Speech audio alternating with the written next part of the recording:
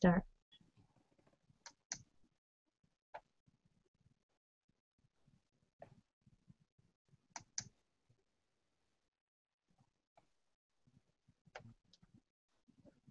Go.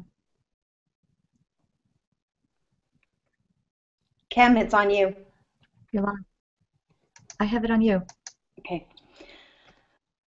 So hi, I'm Christina Motley, Chief Marketing Officer on Demand.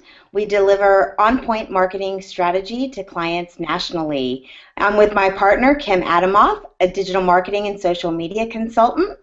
Our mission at Savvy Social Mastermind Group is to provide practical, real-world how-to advice, best practices, and campaign ideas to help you generate leads, boost sales, increase your bottom line so you can be more profitable and use social media to your maximum potential. You can learn more at www.savvysocialmastermind.com. We're excited to have with us tonight guest star Alan Say, CMO of DocuStar. But first, let me share a little bit about logistics about our live Google Hangout on air. We want to be sure to address your toughest questions about Twitter and your toughest challenges. So please tweet us at KADAMOF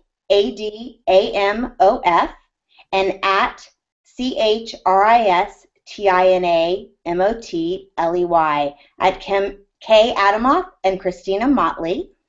And include hashtag SSMG, hashtag CMO. We'll answer your questions on a first serve, first come basis, and to honor your time, we'll keep the presentation to about 30 minutes with a little bit of room for question and answers. So now, without further ado, let me turn this over to our guest star, Alan Say. He's the most tweeted CMO on Twitter, according to CMO Magazine. He's among the top 1% of influencers by cred, and he's worked with some of the most reputable brands in the country. You know them as IBM, SAS Institute, and AT&T. Alan? Thanks very much. I'll try to live up to that introduction. So let's just go ahead and jump in and get started.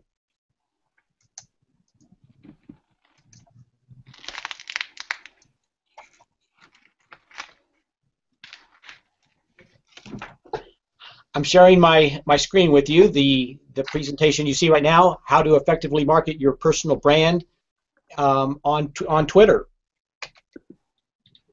Let me start by mentioning that most everything that I'll talk about tonight can be found in my ebook, How to Effectively Market Your Company and Personal Brand on Twitter. You can download this ebook from the DocuStar website under our resources section. So if you hear something that you feel like you really like and you would like to brush up on, please download that resource. Tonight, in just this short 30 minutes, we're not going to try and boil the ocean. During the course of the day, I spend time on Twitter as myself, as the voice of DocuStar, as the voice of one of our clients, the Dayton Sharks, a professional indoor football team that's in the area. In working on Twitter, you have the personal perspective, the company perspective, the client perspective. Each of these are slightly different, as you can guess, and so I'm not going to try and cover all three angles, although at times I'll mention some pros and cons and some strengths and weaknesses of both personal versus company. It'd also be appropriate right now to talk about best practices. I'm sure that as you listen to Gartner, to Forrester, to Aberdeen, to the major consultants at IBM, Accenture, and such, that the term best practices is used quite often. Let me just say that from my perspective, my definition of best practice is if what you're doing is delivering on your goals and objectives, then by all means keep doing what you're doing, because that's a best practice. For me, and what we're going to be talking about tonight, these are my best practices. Are we okay? I don't know where that's coming from. Sorry. Okay. Well, Keep going. so again, let me just say that from a best practice perspective, my personal goal is to be digitally distinct. As you can see from this online ID calculator, my score in the very top right quadrant, that I'm maxing out where I want to be. In other words, if you were to put in Alan, ALAN, space SEE, Alan C, into Google, I want to dominate the page one organic results. Right now, today, at least, I do that. If you were to put in Alan C into Google, the page one organic results would mostly be websites and things that are related to me. This is exactly what I want to do from a personal brand perspective. So again, what I'm about to talk about here in the next 20 minutes or so, these best practices are based on delivering the results that I want, and I want to be digitally distinct. I want to dominate page one Google organic results. And so if that is your goal, following what I'm about to talk about will definitely help you on that way. It'd also be appropriate to talk about the key competency areas. Whether you're tweeting from a personal perspective, a client perspective, a corporate perspective, social media rotates around three core competency areas. These are strategy, technology, and processes. From a strategy perspective, how well does your social media plan support your overall marketing strategy and your desired customer experience? From a technology perspective, do you have the technology and infrastructure to support and achieve your social media goals and objectives? And from a process perspective, do you have the operational processes in place to support your social media goals and objectives? Well, again, tonight, we can't really boil the ocean, so I'm not going to touch so much on technology and processes as much as focus on strategy. So within strategy, you're noticing these things coming in groups of three. My strategy around building brand equity is to be found. I want to be found if somebody's searching for me. To find, I often don't want to wait for somebody to search for me. I want to find and engage the people who are a part of the targeted personas that would help me be able to do the business that I'm trying to do in my role as Chief Marketing Officer for DocuStar. And then to be found, to be find, and then to engage. I want to be able to talk to them in ways that are relevant to their needs and to their goals and to their desires. So Alan, yes, we have a couple questions. So right. we have a listener that wants to know, what was your personal strategy to become the most tweeted CMO? So I was, sometimes it's better to be lucky than it is to be good. And I was blessed from the standpoint that as it relates to social media, for instance, with LinkedIn in 2002, I was the 74,000th person to join LinkedIn. So one of the first 100,000 people into that channel. I was also an early adopter to Twitter. I looked at social media and for me thought, this is the Rolodex of the future. This is how business will be done. And so I didn't set out with the distinct goal to say, I want to be named by somebody the #1 most followed CMO on Twitter. Actually, just through the goal of wanting to be found and to dominate the page one organic results, the work on Twitter naturally brought me up to several thousand Twitter followers, and then magazines like CEO World and Social Media Marketing Magazine actually found me, and in their ranking of chief marketing officers, that's just how it came out. And so I was just blessed and lucky from that perspective. Excellent. Well, that's a perfect lead-in, and you might be ready to answer this. But so another listener wants to know, how much time did you spend on being found versus finding versus engaging as part of your strategy? Sure. So I should say that as a chief marketing officer, I actually grew up in sales. I went through the NCR sales training with Sugar Camp back in the day, and so the type of the type of sales training that probably to a large degree isn't even offered today. I was blessed to be able to work with a company that followed a very rigorous sales training, and I say all that to say that I, even as a marketer, I really still look through things as the lens of a salesperson. And so, why I want to be found, I'm very impatient, and I spend a lot of time finding. And through the technology and processes, I'm not afraid to reach out and connect to people first, hoping and looking for them to connect back to me. And then once that one-to-one connection is made, to start that engagement process. Is there a certain time percentage that you recommend? So, for example, I've heard, share information about 70% of the time online, engage about 20%, and then talk about yourself about 10%, just sort of as a best practice. Sure. So for me, yes, I probably in that 10 to 15% on weekends at night. Because of the sports background and things, I will show a different aspect of my personality, and that's important. And just from a personal perspective, it helps break up the monotony. So, as far as that part, 10 to 15% on that personal level. A large amount of time is spent actually in creating the content. So much of my content is from my own blogs or researching other people's blogs, and where very good solid content can comes from. If what you're saying doesn't resonate with your targeted audience, then the engagement just is not going to happen. The credibility building is not going to happen. So I probably spend as much time looking for and creating content as I actually do in the engagement process. Okay, great. Thank you. All right. And so from this slide, again, what I'll be focusing on in the next few slides is not so much how to be found or the finding, but the engagement process. Excellent.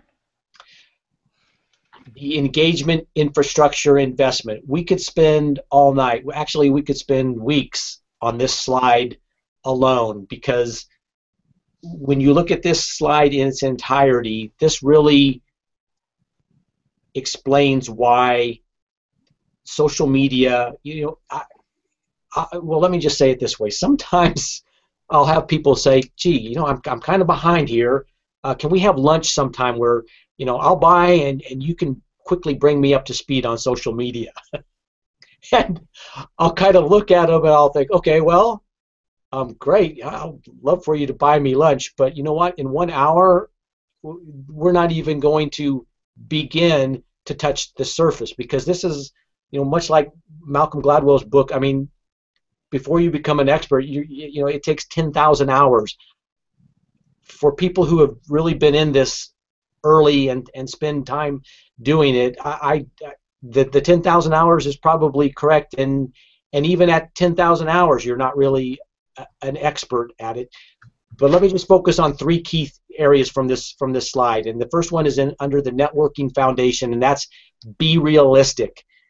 Oftentimes in the society that we are, we want to try and microwave these relationships, and it's like, how can I take social media and get instantly to finding the qualified, ready to buy right now person? Because that's really what I want to do, and I just want to microwave the relationship and get there really, really quick. Well, the truth of the matter is it takes time to build relationships. It takes time to win the credibility, to build the trust, and that you're going to need to be realistic about this. That if you haven't started, it's not too late to start.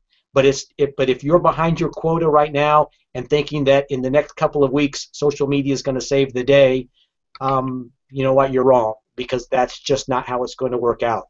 It takes time and energy to build that social network, to build the credibility, to build the trust, and you're going to have to be realistic about the fact that it doesn't happen overnight. Within the networking pillars, trust is crucial. So Alan, let me stop you. We have another question from a viewer, and they want to know if they don't believe in not just social media. They get the 1 hour conversation is unrealistic, right? But they say, I don't understand Twitter. Everybody says I need to be on Twitter. Why do I really need to be on Twitter? Can you tell me in a nutshell? Sure. So in a nutshell, when you watch TV today, for instance, when you were watching the basketball, the NCAA playoffs, going down to figuring out who was going to be in the Final Four, and listening to the commentators, I'm going to guess that you noticed that of all the social media channels, they didn't talk about LinkedIn. They didn't even talk about Facebook. They talked about the Twitter chatter. And so as much as you might want to resist thinking that Twitter is something serious as a marketer, because I'll admit that it is absolutely fun and to still make fun of Twitter. And yet it is a serious communication channel. I mean, when commentators and newscasters are talking about follow this on Twitter, that you've got to know that this is serious. And as a marketer, the last thing you want to do is fall asleep at the switch and not be knowledgeable about a major communication channel. Whether you want to think it's serious or not is not really the point. Does your target audience think that it's serious? Because I will be the first to tell you, I'll tell you what, DocuStar spends more today on Twitter promoted tweets than on Google AdWords. And this is a serious lead generation machine that's built for engagement. And so now it's figuring out how you want to engage with the type of content you wanted to develop. But so it's too late to give a short answer to that. I've already rambled on. But just let me say, just watch TV and you know that Twitter's serious. Great, thank you, Alan. Okay, so on within the networking pillars, trust is critical. I mean, we do business with people we know, like, and trust. Without trust, there is no relationship that's going to move forward. So you always want to make sure you're not doing anything that would violate trust, and you want to do everything that you can to do things that build trust. Now, within trust, I'm going to take just a sidestep here and talk about transparency, and just kind of a pet peeve that I have that definitely shouldn't be done, is that sometimes within a Twitter profile, you'll notice, okay, the profile and everything, the picture looks good, the bio is written in English, and it makes perfect sense of that. But then when you actually click on the profile, you'll find out, maybe all of the tweets are not in English.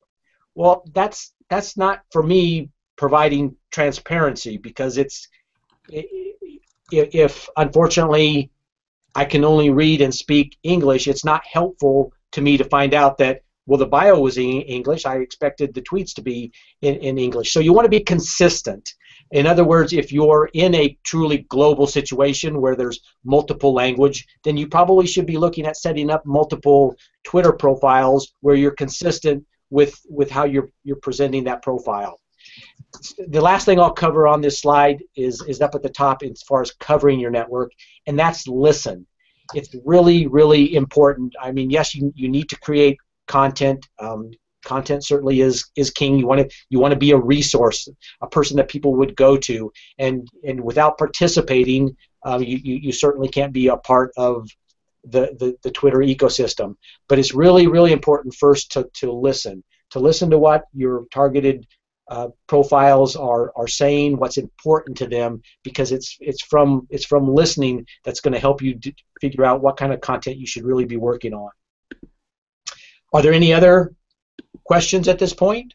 There's one that, can you expand on the target audience? So we have a viewer that says, I don't know if my target audience is on Twitter or not. Can you explain the target audience that's on Twitter? So so think of, to a certain degree, at least what I've found, is that, and for DocuStar and for myself personally, I want to engage with people who are interested in sales, marketing, and management leadership type issues. And what I find is that the people within sales, marketing, management leadership type issues who are progressive, who I'll call them the movers and the shakers, they are the type of personas who are going to be embracing and be involved in this media. So if I can connect with them, if the things I say can resonate, if I can establish the relationship with them, what I often find is the relationship first starts off on Twitter, following each other, then migrates to possibly direct messages being exchanged, which lead to emails being exchanged, which results then in a telephone call, and then after the telephone call, perhaps a connection on LinkedIn. From there, that's how business relationships are established. So a quick search within Twitter using a hashtag or not a hashtag on keywords that are important to your solution or your industry will quickly tell you if there's a lot of chatter and conversations being generated around that area. And Alan, if there's not a hashtag, do you recommend creating a hashtag to become a thought leader and sort of get yourself known in that space and get to page 1 rankings, or what are your thoughts on that? So that's kind of like creating a hashtag and saying you want to force it to the top of the ranking is almost like saying I want to create a video because I'm intending for it to go viral. I mean, it's a great goal and everybody wants that to happen, but it's difficult to achieve. The Dayton Sharks use #GotFins as kind of their key signature hashtag. So I would say that certainly to set goals and aspirations from that perspective is okay to do, but what you should probably focus on first is, do my blogs, do my white papers, is the content that I'm creating in order to support my business goals and objectives, is it really spot on and resonating with the targeted personas that I need to influence and who are the key buyers of my solution? That to me would be what would be most important. Great. Thank you, Alan. All right, so now we're going to move right into engagement. And if you've, in the recent past, been working with a realtor to find your new house, you've no doubt heard the phrase curb appeal.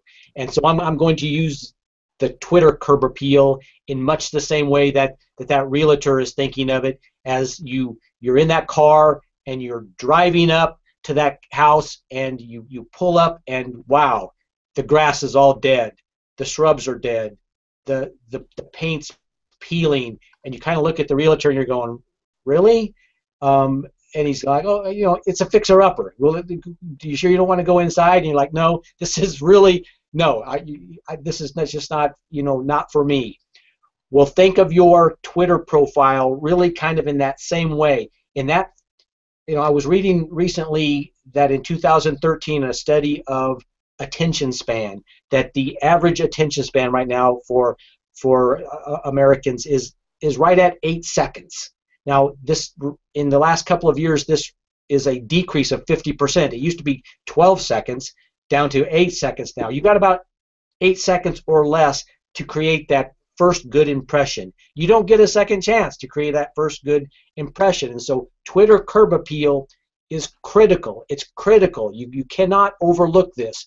So when somebody follows me, I'm vetting them right away. And when you have tens of thousands of people following you, you're not taking a huge amount of time to vet them before you decide follow or don't follow. So I'm quickly looking, is their Twitter header customized? I mean, if you're using the Twitter branded from the Twitter library as far as the header, that tells me that you haven't really taken the time to fully expand your profile and how seriously you're taking Twitter. Is your profile picture, is it a professional picture or is it something that was snapped in the dark from the side from your iPhone? Your Twitter profile picture it's important because people are looking at that, trying to make a decision whether or not this is valid. Now, if you're a personal trainer showing, ripped ab boy or whatever might be appropriate, but from a business perspective, I'm not looking for a profile picture that's the picture of my family dog or something that's not professional. So again, you only have seconds to create that first impression. Don't take a chance on not using a professional picture. The other thing I will say about this picture is that in treating yourself as a brand, I use that same picture across LinkedIn, across Google Plus, across Twitter, in much the same way and reason that when you buy a tube of Crest from Procter & Gamble, I mean, that packaging is the same whether you buy it at Kmart, Walmart, or Target. And so I think that it's just helpful. And again, this is my best practice and based on my opinion, but I feel at 70,000 people following me that something must be working. The bio information, I'm very succinct about that. You've got 160 characters to use within the bio. You'll notice that number 6, I list the social media guidelines. Opinions expressed here are my own. From a corporate perspective, if you're in using Twitter, you'll see oftentimes people will put that statement into their bio. Okay, it's a statement that's necessary, especially if you're following your company's social media policies and guidelines that these opinions expressed are my own. But you know what? Why use up the 160 characters in your bio when you can, through using a customized header, put it in there?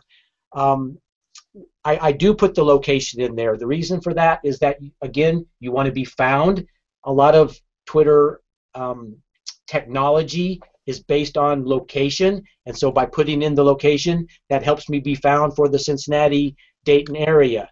The website URL, I put LinkedIn there. I don't use a bit.ly link or some type of a URL that wouldn't be recognized, and the reason is because people know and understand LinkedIn. By directing people to my LinkedIn profile, they know that that's a real URL, that it's a URL that's not going to take them to some type of phishing site, and that, again, it helps people very quickly see that this profile is real, it's valid, and that it can be trusted. Any questions from this?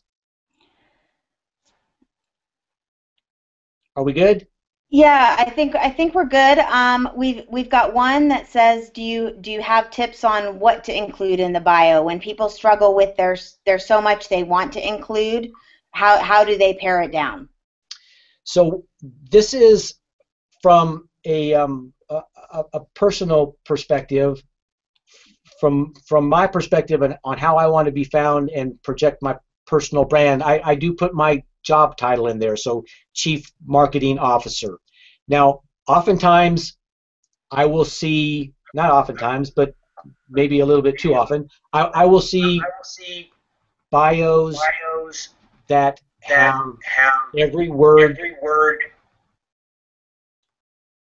is well, they use a hashtag before every word. So it looks like a laundry list of hashtags. And I definitely would not, while you might instinctively think, oh, this will help me be found really easily because everybody's putting in hashtags and it will make my bio come up. Okay, well, it might do that, but when you look at it, they just see this laundry list of hashtags, and that's not really telling me who you are. So I would go with the title. You'll notice there that I have the DocuStar and my CMO Temps website URLs there. Those are hot linked, so that's a way to be able to put in more than just the LinkedIn URL. That's a way, by leveraging the bio part of the Twitter header, to be able to put in a couple of more links, and then I say something about myself. Does that help? Are we still okay? Yes, thank you, Alan. Okay, great. So I'll go on to the next slide.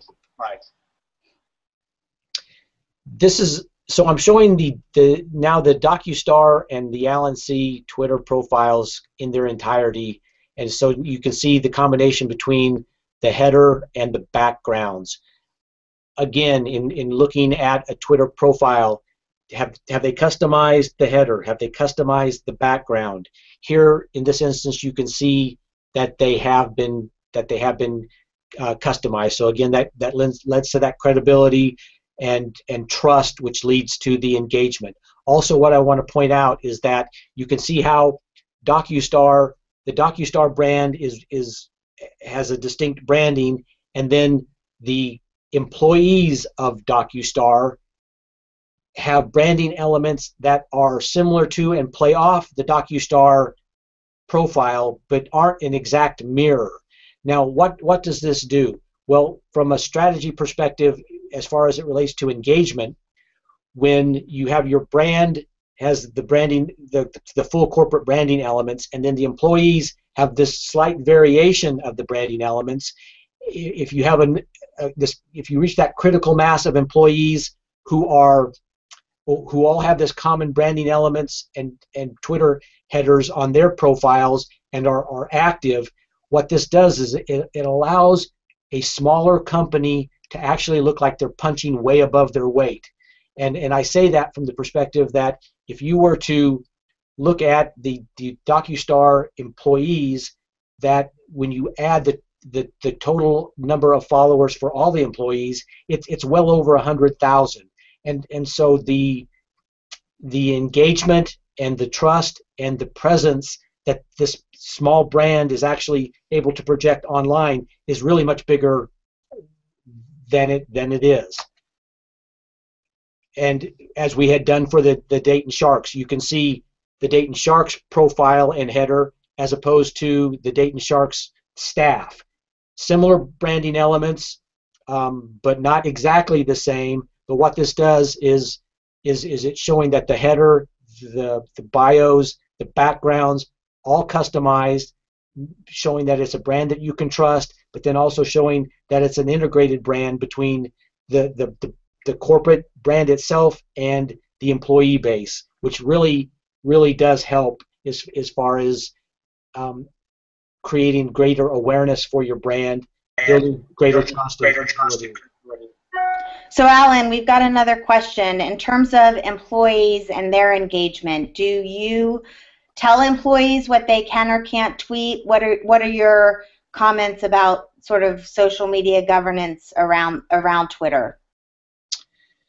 Sure. So in working with clients, I found that some clients have social media policies and procedures that are 25 and 30 pages long.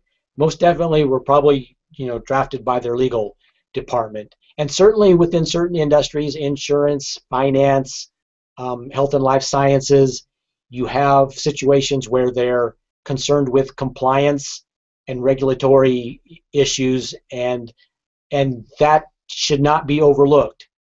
On the DocuStar side, our social media policies and procedures are one page, and when it's all said and done, it basically revolves around the golden rule, to treat others as you'd want to be treated, and basically don't be stupid. So we're a little bit more wide open than a lot of industries are, or perhaps can afford to be. There are applications. I mean, DocuStar itself has an application called Speak Socially that is designed around helping industries who want to be able to create a library of what I'll call sanctioned tweets can use in order to make things easier for their employees. And oftentimes it's not even a matter of compliance. Think of what I find with a lot of executives and even employees of companies when it comes to Twitter is, think of a movie where you're watching a writer who's getting ready to sit down and start writing their novel. And if it's an older movie, they're sitting down at a typewriter. if it's a newer movie at the PC, and they sit down and then they just kind of stare at the screen and their hands hover above the keyboard, and it's like, oh, what do I say? What is it that I want to say? And they're kind of stunned at that point.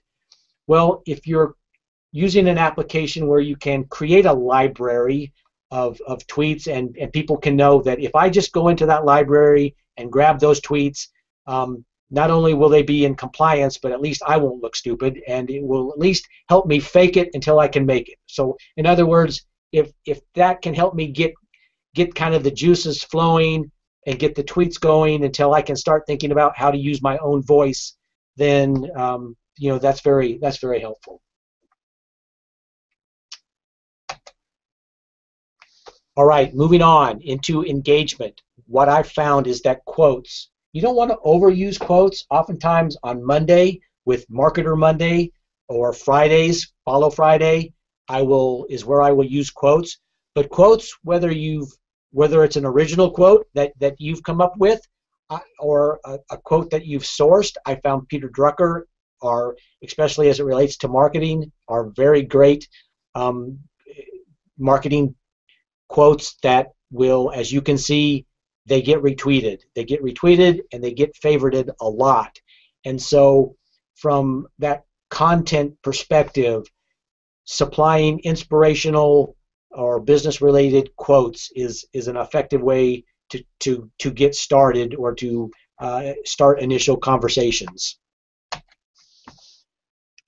Also, I've found that we're a nation that loves rankings and lists, and so within your blogs, if you can create blogs that rank or list certain key factors, that these tend to do really well.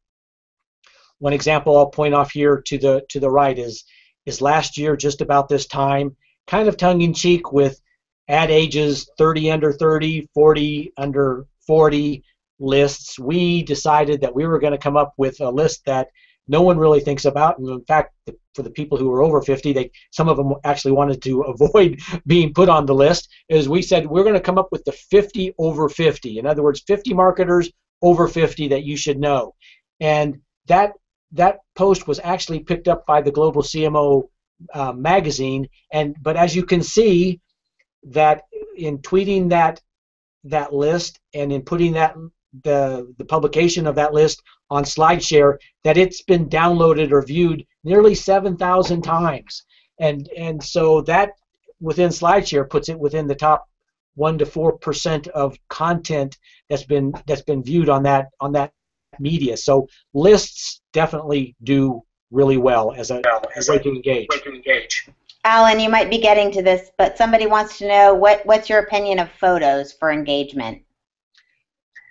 I'm finding that photos work really well, particularly, for instance, if you one effective way to use a quote is actually to embed the quote into the photo, and now you've used part of the 140 characters of a tweet because of the photo, but the rest of the 140 characters are totally open for you to say something else within there, and so photos do really well. I would recommend leverage them in any way that you really can, as far as in the way that you share your content, whether that's in directing people to a blog, a white paper, using it in a quote. But I definitely like photos. Tweets that encourage engagement also. Now this is something to think about very, very closely. Oftentimes when people think about tweeting, is that how can I get people to notice me? What's in it for me?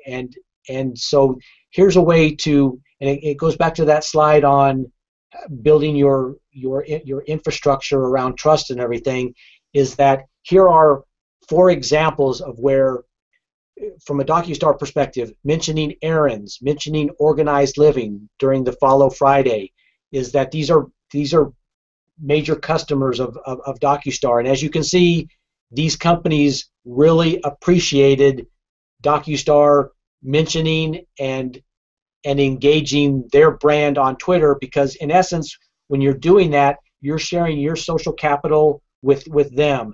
And what better way to build a deeper customer relationship than to have that happen? And so you can see that relationship between Aaron's, between Organized Living, their marketing departments really appreciating what our marketing department is doing. That really helps our business development people cement that customer relationship.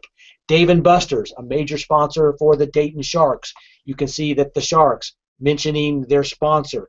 So oftentimes, particularly with sports in the sports area, the teams, they want and they need sponsors, but they rarely mention their sponsors back, or they do so, grudgingly. Well, when you're much more open about sharing your social capital and mentioning them, that's going to cement that sponsorship for next year, because they can see that they're getting their money's worth. You're sharing your social capital, helping expand that relationship. Alan, another question for you, and I'll let you answer this, although I know the answer. So do you have to have permission from your clients and sponsors to do this on Twitter? And if yes, then how do you go about doing that? If no, what do you suggest? So my answer to that is well, first of all, I'm not an attorney, and I don't play one on TV. So, I'm not even going to begin to try and answer that from a legal perspective. I will say this, that in my time on Twitter since nearly the beginning, I've never. I mean, people are on Twitter for a reason. They want to engage and be noticed and build their followers, particularly your clients and prospects. And so in this situation, Aaron's, Organized Living, Dave & Buster's have Twitter sites. They're wanting that engagement. And so my personal opinion would be I would do it. And if you have to, beg for forgiveness later. But I don't get hung up with the compliance, afraid to do something before somebody's okayed it first type of point of view. That's just not really a part of my DNA. And at this point, again, from a best practices perspective, this has never backfired for me. I'm not going to say that it wouldn't backfire on somebody or that it hasn't backfired on somebody. It's just, for me, in all the companies I've consulted for, worked with, been around Twitter, it's never backfired. Great, thank you. Okay. The last one there in the corner is, I oftentimes within Twitter I will engage with authors who have written business tomes that they are wanting people to read and to critique and to tweet about, and I've established relationships with several business authors, and on Fridays, I do try and mention several of those, and as you can see, the authors definitely appreciate that and will retweet it, and thank me, for that. And so again, what better way to build a deeper relationship with those authors? In fact, I will say the other way that's helpful, in much the same way that a sponsor appreciates that. As the CMO at DocuStar, we're often looking for guest bloggers for our blog, and so because these authors have appreciated the fact that I've tweeted for them and mentioned them and everything, many of those authors have been guest bloggers for DocuStar, and so it's a give and get type of relationship, and certainly doing that pay it forward type of thing first makes it possible to have the follow-up activity that's beneficial to both parties. Okay, we're coming to the end, but also what I want to talk about is reputation management, or measuring your engagement effectiveness through reputation management. Now, sure, there's tools like Clout and Cred and Peer Index, and you should definitely connect your profiles to those and to keep track of what your Clout score is, what your Cred is. But here's a quick and kind of dirty way, but a really neat way to find out if your reputation is going up or is it going down? And within Twitter, specifically, okay, if you go to TweetDeck, pull up your Twitter profile, and you're going to see how many times you were listed. Well, the list feature within Twitter, which came out in about 2009, is a way for you to bookmark or save the Twitter profiles that you think are worthy of saving. And so you can save them in a list, and then you label that list. So what I like to do is occasionally go in, and I want to see, is the number of times I'm being listed, is that going up or is that going down? And so here I can see I've been listed 3,542 times. Okay, I can feel pretty good about that. Now I look over and I say, how did people label the list that they put me into? Okay, well, I'm going over here looking, I'm a member of these lists, and just very quickly spot check the name of the list: social media experts, influential in marketing, brilliant CMOs. You know what? I've been called worse. I can live with that. This kind of tells me that I'm being listed, and that the way that these lists are being labeled that just kind of anecdotally tells me, from a reputation management perspective, I'm still on track with the content and the way that I'm tweeting. Finally, getting here to the end, another way to create engagement, or to come up with the material to create engagement, would be go to some of your favorite Twitter profiles, people who you think are doing well, and look at the tweets that they have favorited.